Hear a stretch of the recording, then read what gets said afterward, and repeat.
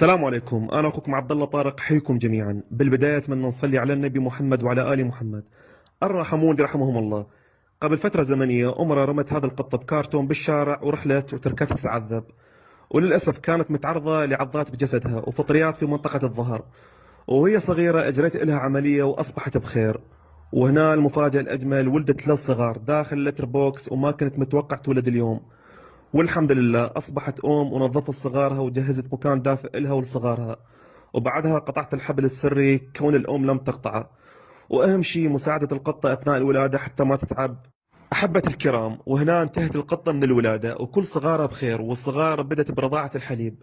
أتمنى مراعاة هذه القطط، من تشتريها ويتمرض القط تقدر تنقله وتعالجه. هذه أمانة عندك وأنت مسؤول عليها أمام الله. بالنهاية أصبحت بمكان آمن بعد ما كانت مشردة. في أمان الله وربي يحفظكم جميعا.